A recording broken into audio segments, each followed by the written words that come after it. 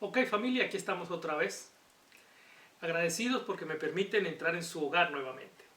Y vamos a comenzar teniendo una oración. ¿Qué les parece? Vamos ahora.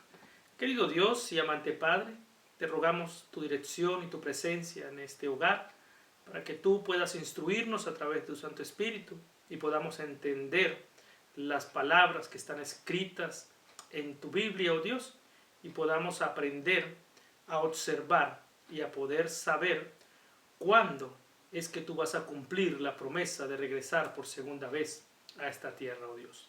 En Cristo Jesús. Amén.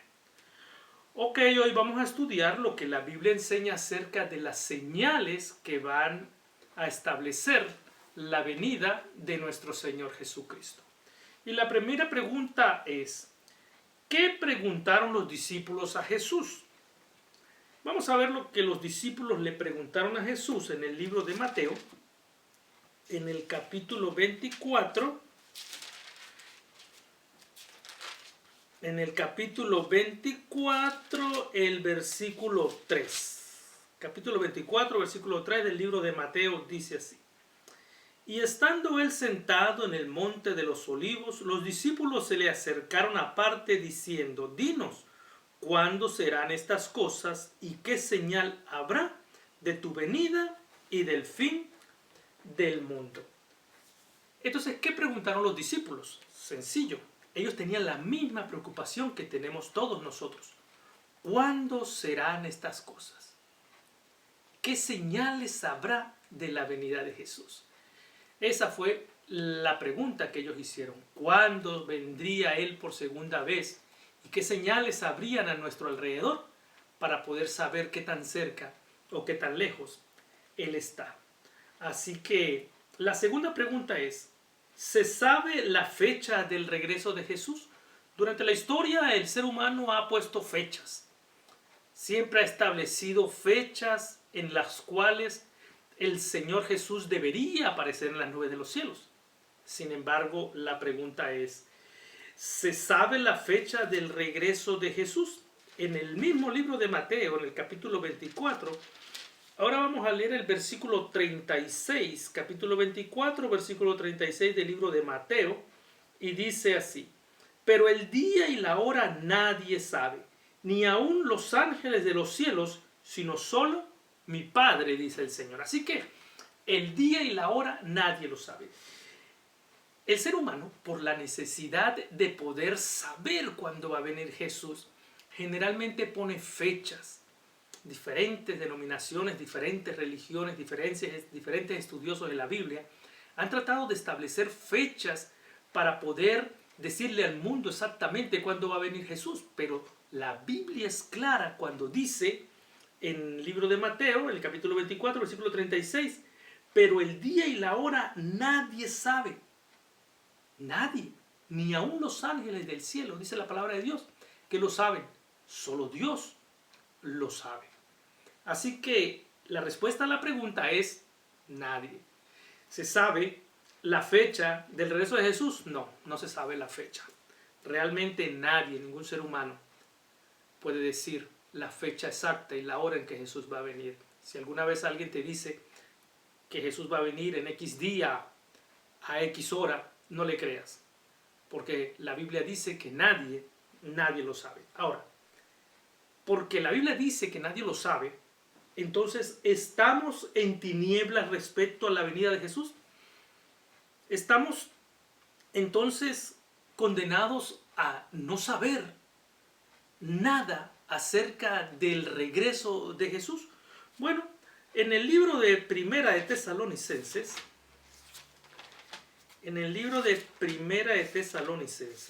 el capítulo 5, vamos a leer los versos del 1 al 4. Y miren lo que dice la palabra de Dios con respecto a esa pregunta. ¿Estamos en tinieblas respecto a la venida de Jesús? Capítulo 5 de Primera de Tesalonicenses, versos del 1 al 4. Dice, pero acerca de los tiempos y de las ocasiones, no tenéis necesidad, hermanos, de que yo os escriba. Porque vosotros sabéis perfectamente que el día del Señor vendrá así como ladrón en la noche. que cuando digan paz y seguridad, entonces vendrá sobre ellos destrucción repentina, como los dolores a la mujer encinta, y no escaparán. Mas vosotros, hermanos, no estéis en tinieblas, para que aquel día os sorprenda como ladrón. Entonces, la palabra de Dios dice que el Señor va a venir como ladrón en la noche, que los dolores, que la segunda venida va a ser como los dolores de parto de una mujer que llegan en su tiempo, pero de manera repentina. Y sin embargo, el versículo 4 nos dice que nosotros, como hijos de Dios, no vamos a estar en tinieblas con respecto al regreso de nuestro Señor Jesucristo. Entonces, ¿estamos en tinieblas respecto a la venida de Jesús? Realmente no. Aunque no sabemos el día y la hora, podemos saber qué tan cerca o qué tan lejos está la venida del Señor a través de las cosas que nos rodean, de los acontecimientos que están sucediendo en el mundo y los que van a ir sucediendo cada vez más. Y eso nos va a ir mostrando cómo el Señor Jesucristo está trabajando para venir por segunda vez a esta tierra y qué tan lejos y qué tan cerca está su venida. En la parte del país donde yo vivo, saber que terminó el invierno y comienza la primavera es fácil, porque los árboles comienzan a brotar sus botoncitos, y aunque todavía esté frío y aunque todavía caiga un poco de nieve, cuando tú ves que los árboles ya tienen esos botoncitos, definitivamente la primavera está cerca. Esa es la señal que la naturaleza nos da para saber que vamos a cambiar de una estación fría a una estación hermosa, donde el clima es bien saludable y donde se llena todo de colores. Ok, vamos a la siguiente pregunta. ¿Qué señales predijo Jesús que rodearían su segunda venida? Vamos otra vez al libro de Mateo. En el libro de Mateo vamos a encontrar el capítulo 24 y vamos a leer los versos 6 y 7. Mateo capítulo 24 versículos 6 y 7 dice la palabra de Dios así: y oiréis de guerras y rumores de guerras. Mirad que no os turbéis, porque es necesario que todo esto acontezca, pero aún no es el fin. Porque se levantará nación contra nación y reino contra reino, y habrá pestes y hambres y terremotos en diferentes lugares. Así que el Señor, hablando de los acontecimientos o los momentos que iban a rodear su venida, lo describía de esa manera. Iban a haber guerras, rumores de guerras, hambrunas, enfermedades, etcétera, etcétera. Y tú me dices, bueno, pero eso lo ha habido de toda la vida, desde que el mundo es mundo, han habido esas cosas. Ahí han habido guerras, terremotos, han habido hambrunas, han habido enfermedades. Y sí, tienes razón, es correcto. Ahora, la cosa es como los dolores de la mujer de parto. Comienzan y cada uno es con un lapso de tiempo diferente. Al principio le da el dolor y luego pasa un lapso de tiempo y le da otro. Pero a medida que va avanzando el tiempo y el alumbramiento se va acercando, los dolores continúan, pero el lapso de tiempo entre un dolor y otro es cada vez más corto. Es lo que pasa con estas señales. Tú dices, bueno, toda la vida han habido guerras, han habido terremotos. Es real, toda la vida lo han habido, hambrunas y todo aquello. Pero si tú prestas atención, en nuestros días, entre una cosa y la otra, hay menos tiempo. Porque para que haya un terremoto y otro, y haya hambruna, y haya enfermedades, y haya guerras y rumores de guerras, ya no pasa mucho tiempo entre una cosa y la otra. Ahora se amontonan y cada vez son más seguidas, y a medida que el Señor se acerque en su venida, cada vez van a ser más estrechos los lazos de tiempo entre todas esas cosas que nuestros ojos han visto desde toda la historia de la humanidad. Ahora, ¿qué señales predijo Jesús? Eso, guerras, terremotos, hambrunas, enfermedades. Ahora, ¿cómo estaría nuestro mundo cuando Jesús venga? ¿Qué condiciones sociales prevalecerán en el tiempo cuando Jesús va a venir? ¿Cuáles son esas condiciones sociales? Bueno, vamos al libro de Santiago. En el libro de Santiago podemos ver las condiciones sociales en los cuales va a estar envuelto nuestro mundo en el momento en que Jesús esté próximo a venir a esta tierra. Dice el libro de Santiago, el capítulo 5, y vamos a leer los versos del 1 al 5. ¿Cuáles son las condiciones sociales que van a acontecer en nuestro mundo cuando el Señor esté viniendo en las nubes de los cielos? Mira lo que dice el capítulo 5 de Santiago, versículo 1 en adelante. Vamos ahora ricos, llorad y aullad por las miserias que os vendrán. Vuestras riquezas están podridas y vuestras ropas están comidas por polilla. Vuestro oro y plata están enmohecidos, y su moho testifica contra ellos, y devorará del todo vuestra carne como fuego. Habéis acumulado tesoros para los días postreros. He aquí, clama el jornal de los obreros que han cosechado vuestra tierra, el cual por engaño no les ha sido pagado por vosotros, y los clamores de los que habían cegado han entrado en los oídos del Señor de los ejércitos. Habéis vivido en deleites sobre la tierra y sido disolutos. Habéis engordado vuestros corazones como en día de matanza. Ahora bien, según la palabra de Dios, el mundo, ¿cómo estaría? ¿Cómo estaría nuestra condición social en la humanidad? Bueno, el rico haciéndose más rico y el pobre haciéndose más pobre, buscando la manera de siempre sacar ventaja de los demás. El egoísmo, la avaricia, el querer aprovecharme de la necesidad de los demás. La Biblia describe que el mundo va a estar en una condición social tal que el amor no existe. Existe suplir mi propia necesidad por encima de los demás, llevándome por los pies a quien sea. ¿Será que falta mucho para que nuestro mundo esté en esas condiciones? ¿O será que nuestro mundo ya está viviendo esa época? La condición social de nuestro planeta o de nuestra sociedad está descrita en el libro de Santiago tal como la estamos viviendo hoy. ¿Ok? ¿Y cómo va a estar la condición moral de la humanidad? Vamos al libro de Timoteo, segunda de Timoteo. En segunda de Timoteo vamos a leer el capítulo 3 y vamos a leer los versículos del 1 al 5. Condición moral de la humanidad en los tiempos cuando Jesús vaya a venir en las nubes de los cielos. Dice el capítulo 3 de segunda de Timoteo, versículo 1 en adelante.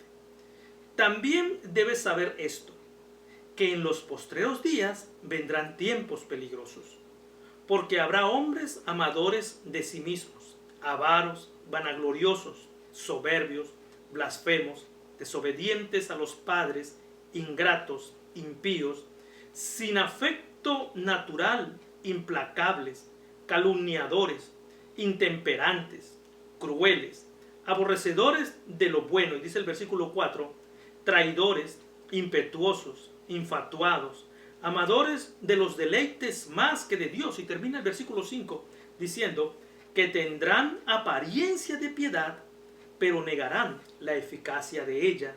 A estos evita, dice el Señor en su palabra. Ahora, ¿cuál es la condición moral del ser humano? Ya la describe segunda de Timoteo, el capítulo 3. ¿Será que falta mucho para que nuestro mundo esté en esa condición moral?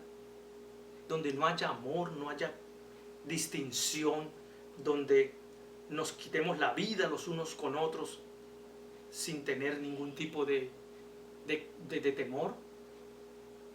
Yo creo que nuestra sociedad hoy día, moralmente hablando, está destruida. Estamos viviendo tiempos donde el ser humano hace lo que quiere, como quiere, sin importarle lo que Dios piense de ellos. Aparentamos vivir una relación con Dios. Aparentamos creer en Dios. Las iglesias se llenan. Y sin embargo, en nuestro diario vivir, cuando interactuamos con las personas que nos rodean, no demostramos el amor que Dios quiere que demostremos, sino demostramos nuestra avaricia, demostramos nuestro propio interés y demostramos ese desamor que tenemos como seres humanos, y no es lo que Dios quiere de nosotros. Ahora bien, ¿cómo estará la ciencia? ¿Qué ocurrirá con la ciencia? Dice el libro de Daniel, el capítulo 12 del libro de Daniel, y vamos a leer del capítulo 12 de Daniel el versículo 4. Y dice así: pero tú, Daniel, cierra las palabras y sella el libro hasta el tiempo del fin. Muchos correrán de aquí para allá y la ciencia se aumentará. En este versículo de Daniel podemos encontrar dos cosas interesantes. Era un edificio de 5 pisos que formaba una sola computadora. Hoy día la llevas en tu mano, la puedes meter en tu bolsillo. La ciencia ha avanzado a pasos agigantados. El ser humano ha ido a la luna, el ser humano está haciendo planes de ir a otros planetas. La ciencia ha avanzado tanto que cuando tú te compras una computadora hoy o un teléfono, para el año siguiente esa computadora, ese teléfono ya es obsoleto. Así que, ¿qué ocurrirá con la ciencia? Avanzará, y avanzará a pasos agigantados. ¿Qué señales se verán en el cielo y en los astros cuando el Señor esté próximo a su venida? Bueno, mira, dice el libro de Mateo, capítulo 24, versículo 29, dice: e inmediatamente después de la tribulación de aquellos días, el sol se oscurecerá y la luna no dará su resplandor, y las estrellas caerán del cielo, y las potencias de los cielos serán conmovidas. Son cosas que van a aparecer en el cielo. Y no solo van a aparecer, ya han aparecido, que nuestros ojos van a ver y han visto. En el año 1755, exactamente el 10 de noviembre de 1795, hubo un gran terremoto que se conoce como el terremoto de Lisboa. Ha sido el más grande, uno de los más grandes terremotos que han habido. Abarcó Lisboa, destruyó toda la ciudad de Lisboa, mucha parte de Europa y todo el norte de África. Otra cosa que sucedió es el oscurecimiento del sol. Sí, en el año 1780, el 19 de mayo de 1780, amaneció como cualquier otro día, una mañana hermosa, bien soleada, y a media mañana se oscureció. De repente se oscureció. Dicen los libros de historia que se hizo tan de noche que las gallinas regresaban a sus nidos porque se equivocaron, pensaban que ya se había oscurecido otra vez. Y en los libros de historia encontramos eso. Y todavía no han podido darle explicación científica de qué pasó. Ese día no hubo un eclipse, ese día no hubo nada que pudiera decirse que ocultó el sol. Sin embargo, todo el continente quedó a oscuras desde las 9 más o menos de la mañana de ese día hasta la siguiente mañana. Otro acontecimiento interesante que está en los libros de historia que ha acontecido en el cielo es la caída de las estrellas. El 13 de noviembre de 1833 hubo una lluvia de estrellas, pero una lluvia de estrellas tal que dicen algunos testigos que con el resplandor de la caída de las estrellas podía leerse el periódico sin ningún problema en medio de la noche. Son cosas que han acontecido. El sol se oscurece, la luna deja de resplandecer, las estrellas caen, y los acontecimientos naturales, como los terremotos y todas esas cosas, han sucedido La Biblia lo describe.